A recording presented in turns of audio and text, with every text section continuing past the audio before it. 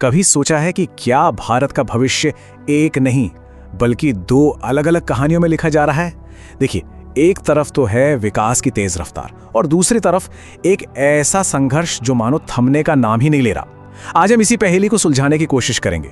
उत्तर और दक्षिण भारत के बीच ये जो खाई गहरी होती जा रही है, इसके पीछे की असली वजह क्या है? ये जो बात कही गई है ना, ये सिर्फ एक एहसास नहीं है, ये एक बेचैनी है जो आज हम में से बहुत से लोग महसूस करते हैं। जब भी देश की तरक्की की बात होती है तो लगता है जैसे एक ही किताब के दो बिल्कुल अलग अलग चैप्टर पढ़ रहे हों। तो चलिए इस कहानी की तह तक चलते हैं। ये जो तस्वीर है ना, ये पूरी बहस को एक लाइन में समझा देती है। एक तरफ उत्तर भारत जो एक पुरानी गाड़ी की तरह ट्रैफिक में फंसा हुआ है, और दूसरी तरफ दक्षिण भारत जो बुलेट ट्रेन की तरह पूरी स्पीड से आगे बढ़ रहा है। अब देखिए, सवाल ये नहीं है कि दक्षिण अच्छा क्यों कर रहा है, असली सवाल तो यह है कि उत्तर भारत बार बार पीछे क्यों छूट जाता है। तो आज हम क्या क्या देखने वाले हैं? सबसे पहले देखेंगे कि क्या सच में दो देश एक कहानी में जी रहे हैं। फिर बात करेंगे प्रोडक्टिविटी की, ना कि सिर्फ आबादी की। उसके बाद असली खेल समझेंगे, यानी शिक्षा और स्वास्थ्य का। और फिर देखेंगे कि ये सब कैसे इंडस्ट्री और गवर्नेंस से जुड़ता है। और आखिर में सबसे बड़ा सवाल, क्या उत्तर भारत वापसी कर पाएगा? तो चलिए शुरू करते हैं पहले हिस्से से। सबसे पहले उन नंबर्स पर नजर डालते हैं जिन पर यह पूरी कहानी टिकी है। देखिए, हेडलाइंस में तो यही आता है कि पूरा भारत एक साथ तरक्की कर रहा है ना? लेकिन जैसे ही हम थोड़ा जूम इन करते हैं, तस्वीर भाई पूरी तरह से बदल जाती है।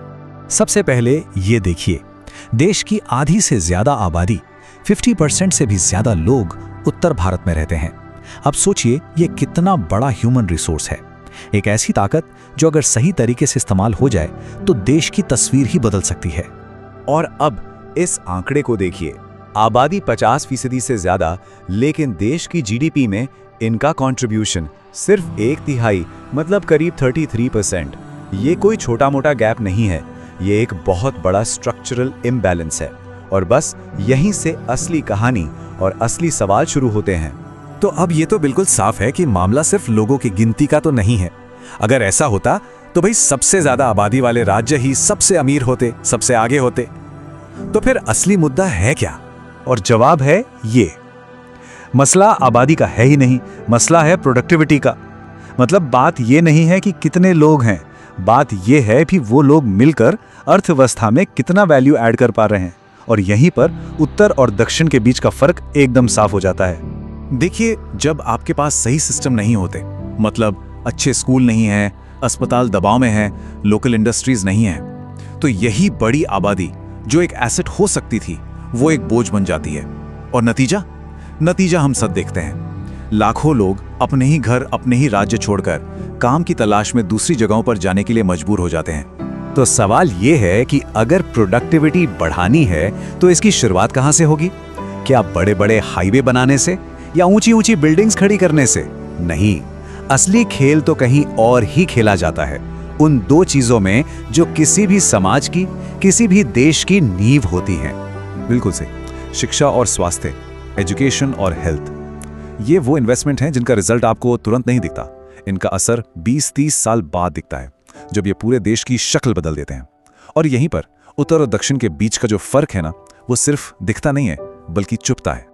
जरा इस चार्ट पर नजर डालिए। एक तरफ केरल, जहां लिटरेसी रेट करीब 96% है, ये कई यूरोपियन देशों के बराबर है।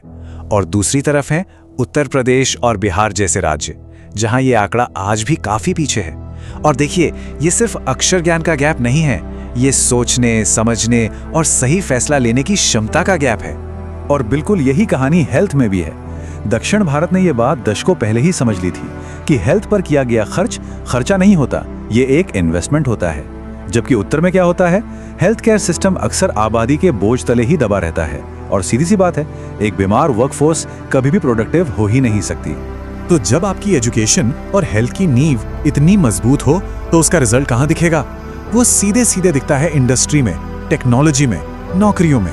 क्योंकि एक पढ़ा लिखा और हेल्दी इंसान सिर्फ नौकरी नहीं ढूंढता, वो अपने आसपास एक पूरा इकोसिस्टम खड़ा कर देता है। इस पर गौर कीजिए, कैसे दक्षिण के शहरों ने खुद को अलग अलग इंडस्ट्रीज के लिए एक मैग्नेट, एक चुंबक बना लिया है। जैसे बेंगलुरु आईटी और टेक के लिए, हैदराबाद बड़ी बड़ी कंपनियों के ग्लोबल हेडक्वार्टर्स के लिए, और चेन्नई ऑटोमोबाइल हब के तौर पर जाना जाता है। और ये कोई इत्तेफाक नहीं है, ये दशकों की प्लानिंग का सीधा सीधा नतीजा है। और इसकी एक बहुत बड़ी वजह है गवर्नेंस। दक्षिण के राज्यों ने इन्वेस्टर्स को क्या दिया?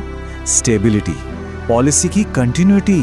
वहां किसी को ये डर नहीं लगता कि भाई 5 साल बाद सरकार बदली तो सब कुछ बदल जाएगा। और यही जो स्थिरता है ना, यही भरोसा पैदा करती है और इन्वेस्टमेंट को खींच कर लाती है। इसे कहते हैं मल्टीप्लायर इफेक्ट। जब एक बड़ी इंडस्ट्री किसी जगह पर आती है तो वो अकेली नहीं आती, वो अपने साथ वेंडर्स, लॉजिस्टिक्स, सर्विसेज, स्टार्टअप्स, सबका एक पूरा जाल लेकर आती है। कहते हैं कि एक इंडस्ट्रियल जॉब अपने इकोसिस्टम में 10 और नौकरियां पैदा करती है। और दक्षिण भारत ने इसी मल्टीप्लायर इफेक्ट को बहुत कामयाबी से इस्तेमाल किया है। तो अब आते हैं सबसे बड़े सवाल पर, क्या ये गैप हमेशा ऐसा ही बना रहेगा या फिर उत्तर भारत भी एक जोरदार कमबैक कर सकता है? देखिए, अच्छी खबर यह है कि उत्तर भारत में पोटेंशियल की, क्षमता की कोई कमी नहीं है। अगर सिर्फ रॉ मटेरियल के तौर पे देखें तो उत्तर भारत सच में एक सोने की खान है। जमीन है, आबादी है, युवा हैं, रिसोर्सेज हैं। तो प्रॉब्लम मटेरियल की नहीं है, प्रॉब्लम है एग्जीक्यूशन की, उसे तराशने की। और इसका समाधान कहीं ना कहीं दक्षिण भारत के मॉडल में ही छिपा हुआ है। ये बिल्कुल एक चेन रिएक्शन की तरह काम करता है, एक डोमिनो इफेक्ट। सबसे पहले आप लोगों में इन्वेस्ट करें, उनकी शिक्षा और स्वास्थ्य पर। फिर एक स्किल्ड और प्रोडक्टिव वर्कफोर्स तैयार होगी। ये वर्कफोर्स अच्छी इंडस्ट्री को अट्रैक्ट करेगी, जिससे लोकल जॉब्स बनेंगी।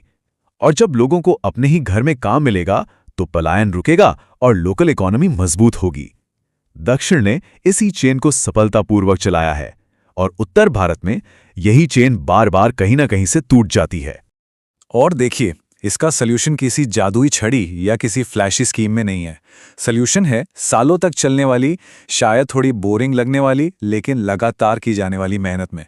जैसा कि यहां कहा गया है, विकास ब्लेम गेम से नहीं आता, वो बोरिंग कंसिस्टेंसी से आता है। तो फिर उत्तर भारत का होमवर्क क्या है? सबसे पहले एजुकेशन को एक सरकारी योजना नहीं बल्कि एक सर्वाइवल स्ट्रैटेजी बनाना होगा। हेल्थ केयर को खर्च नहीं, इन्वेस्टमेंट मानना होगा। इंडस्ट्री को भरोसेमंद, प्रिडिक्टेबल पॉलिसीज देनी होंगी। शहरों को रहने लायक बनाना होगा। और सबसे जरूरी, सिर्फ नारों पर नहीं बल्कि युवाओं को असल स्किल्स देने पर फोकस करना होगा। तो आखिर में सवाल ये है, आज भारत एक चौराहे पर खड़ा है। एक रास्ता हमें 2 स्पीड नेशन की तरफ ले जाता है, जहां देश का एक हिस्सा तो दौड़ता रहेगा और दूसरा हांफता रहेगा। और दूसरा रास्ता है बैलेंस्ड ग्रोथ का, यानी संतुलित विकास का। अब चुनाव हमारे ही हाथ में है, क्योंकि आखिर में सिस्टम कोई और नहीं बनाता, सिस्टम हम इंसान ही बनाते हैं और हम इंसान ही उसे बदल भी सकते हैं।